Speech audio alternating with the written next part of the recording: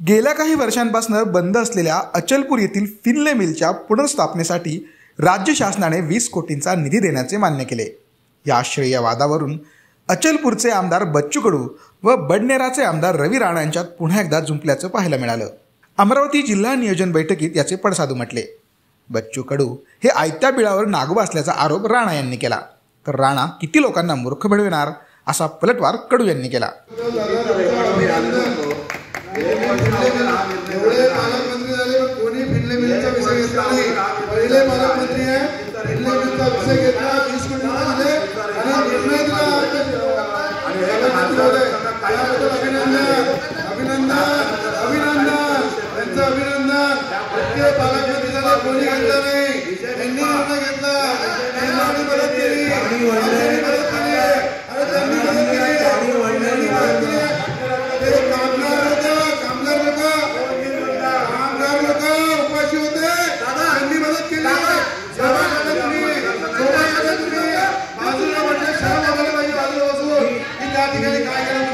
मुद्द्यावरून आज रविराणाने तुमच्यात खडाजंगी झालेली आहे। रविराणाचं म्हणणं आहे की आत्ताच तो मुद्दा जो आहे ती निकाली पालकमंत्र्यांनी निकाले, तुम्हाला काय म्हणतो? 1 वर्ष अगोदर मीटिंग झाली होती, मी लक्षवेधी केला होता आणि लक्षवेधीमध्ये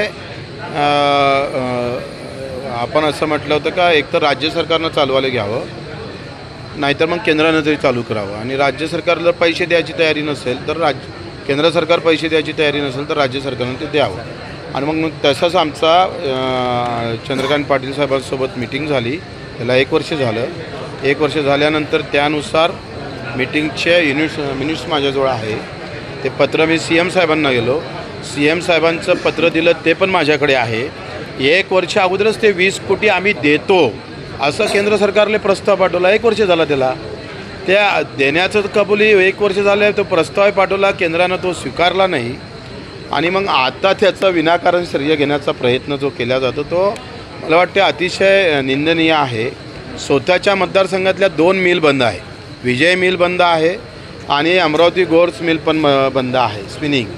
तिथल्या कामगार उपाशी मरतं बिचारे, ना त्यांना घर भेटलं, जागा भेटली।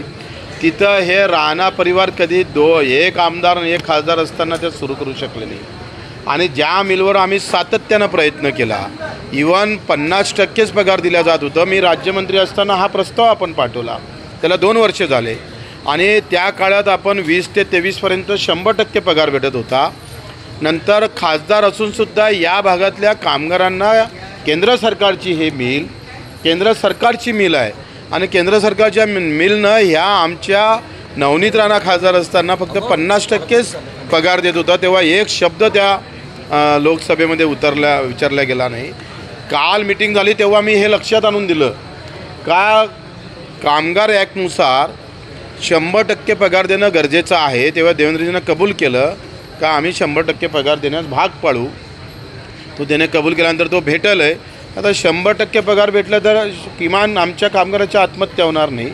मिल सुरू करण्याबाबत, पूर्ण मिल सुरू करण्याबाबत जर विचार केला तर हा केंद्राचं धोरण आहे, केंद्राची पॉलिसी आहे, किती मिल सुरू करायच्या, किती नाही सुरू करायच्या, हे पूर्ण विषय केंद्राधीन आहे। हे देवेंद्र फडणवीसने 10 कबूल केलेलं आहे। मला जे मी प्रश्न उत्तराच्या तासात त्यांनी म्हटलं की बच्चू हा विषय केंद्राचा आहे, आम्ही त्या स्तरावर प्रयत्न करू, पण खापर माझ्या डोक्यावर फोडण्याचा जो प्रयत्न चालू आहे हा अतिशय निंदनीय आहे। मला वाटते तुम्ही खासदार होत्या, तुमचं सरकार होतं, आणि मिल काँग्रेसच्या काळात सुरू झाली आणि भाजपच्या काळात ते बंद पडली, याचं थोडं दुःख वाटलं पाहिजे। तुमच्या काळात ते मिल कशी बंद पडली याची थोडीशी लाज वाटणं गरजेची आहे। उलट आपणच ते बंद पाडण्याचा जो काही प्रयत्न झाला केंद्र सरकारकडून, त्यावर आपण काही करू शकले नाही। 4 वर्ष मिल बंद आहे, अजूनही बंद आहे। अभिनंदन केलं, ते अभिनंदन किती संयुक्त जर मिल सुरू झाली नसेल तर मिलचा सध्या केंद्र सरकार जिथपर्यंत धोरण करत नाही तेव्हा राज्य सरकार काहीच करू शकत। हे तर सूर्यप्रकाशा एवढं सत्य आहे, पण किती बुद्ध लोकांना मूर्खात काढायचं याचे काही लिमिट असलं पाहिजे ना। राज्य सरकारनं उद्या निर्णय घेतला का मी मिल सुरू करतो, करू शकतं का? नाही करू शकत।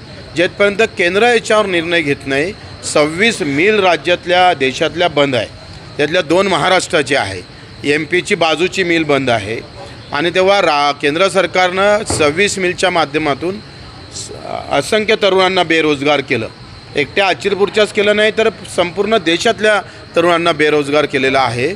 आणि म्हणून आत्ता कुठेतरी केंद्र सरकार, मी NTCच्या अध्यक्षांना तिथल्या सचिवाशी बोललो तेव्हा त्यांनी सांगितलं का हम कुछ अभी जो भी ज़मीन है वो बेच के उनको चला सकते क्या, असं ते एक निर्णय ते आता घेणार आहे. स्वागतच आहे.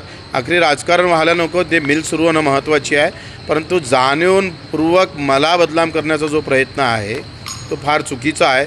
स्वतःच्या मतदारसंघातल्या 2 मिल बंद आहे, तिथे काही करू शकले नाही आणि आता फिनले मिल सुरू करायला निघाले म्हणजे हा मूर्खपणा लोकांना लक्षात येईल.